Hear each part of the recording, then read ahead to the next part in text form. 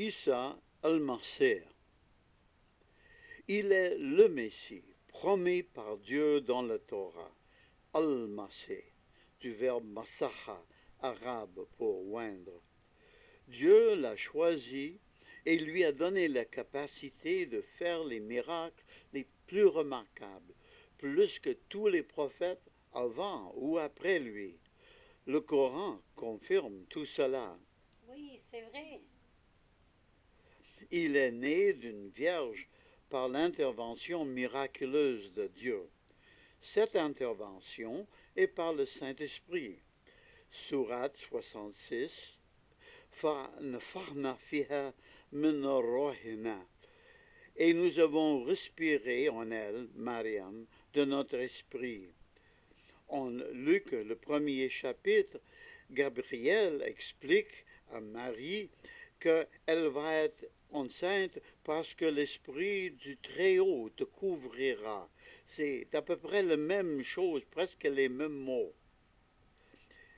Jésus seul, à la fois dans le Coran et le Hadith, est appelé Kalimatuhu, sa parole, la parole de Dieu. Pas une parole de lui, l'une parmi d'autres.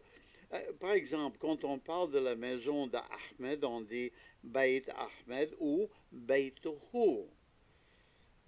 La maison d'Ahmed ou sa maison. Tout cela, c'est très clair en arabe, très clair en effet. Alors, quand on dit Kalimatuhu, on dit sa parole, ça veut dire la parole de Dieu.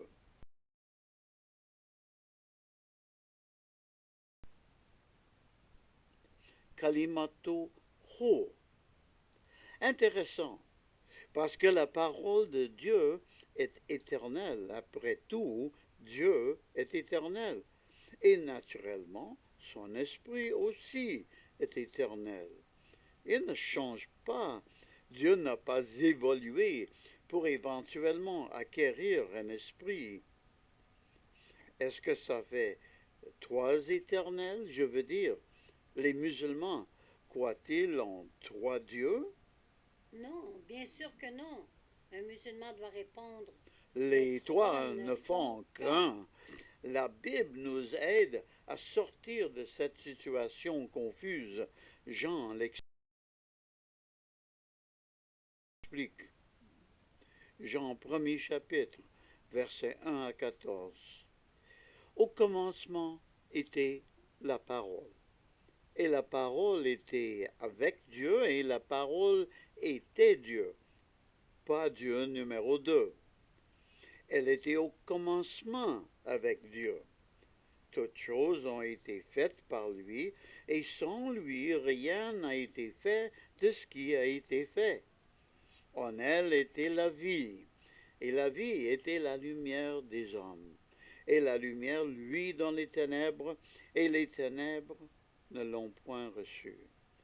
Il y avait un homme envoyé de Dieu, son nom était Jean. Dans le Coran, on l'appelle Yahya, mais c'est Jean. Dans le Coran, on l'appelle Yahya, mais c'est Jean. Il vint pour servir de témoin, pour rendre témoignage à la lumière, afin que tous les hommes crussent par lui. Il n'était pas la lumière, mais il parut pour rendre témoignage à la lumière.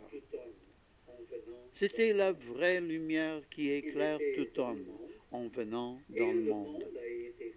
Il était dans le monde, et le monde a été fait par lui, et le monde ne savait pas.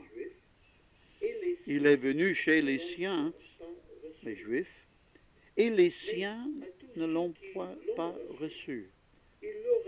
Mais à tous ceux qui l'ont reçu, il leur a donné le pouvoir de devenir enfants de Dieu, à ceux qui croient en son nom, lesquels sont nés non du sang, ni de la volonté de la chair, ni de la volonté de l'homme, mais de Dieu.